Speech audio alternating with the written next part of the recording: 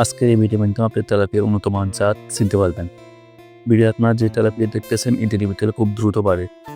আপনারা যখন পুকুরের তেলাপিয়া ছাড়বেন তখন এই ধরনের জাত থেকে ছাড়বেন। দেখুন এই তেলাপিয়ার উপরে হালকা রঙের হলুদ ভাব আছে এবং পেটটা সম্পূর্ণরূপে সাদা এবং এর যে কাঁটাগুলো আছে একদম কাটা ছাড়ানো।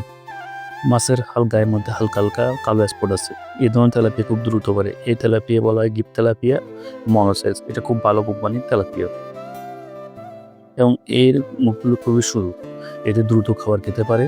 আমরা যখন এই তেলাপিয়া কেজিতে 10 পিস করে ছাড়ি, 4 মাস পরে এই তেলাপিয়াগুলো 500 থেকে 600 গ্রাম হয়ে যায় এবং তখন এগুলো বিক্রি করতে পারি। এতে আমাদের খুব দ্রুত খাবারের খরচ উঠে যায়। আর উন্নত মানের তেলাপিয়ার একটা সবচেয়ে বড় বৈশিষ্ট্য হলো এর কানগুলো একেবারে লাল থাকে। অলরেডি সেটা দেখতেছেন এবং পুরকাগুলো খুবই শক্তিশালী। এতে সে দ্রুত খাবার হজম করতে পারে, পানি থেকে অক্সিজেন বহন করতে পারে এবং খুব দ্রুত বৃদ্ধি হয়।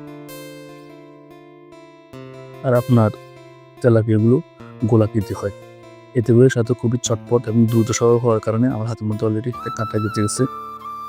এর পেটগুলো যে একটা সাইজে থাকে এবং সে অতিরিক্ত খাবার গ্রহণ করে না। এতে খাবার অপচয় হয় কিন্তু গ্রোথ ঠিক হয় এবং উপর সাইড যে এই তেলাপিয়াগুলোর সবচেয়ে বড় বৈশিষ্ট্য হলো এগুলো 1 বছর পর্যন্ত কম দামে বাচ্চা বা ডিম দিবে না।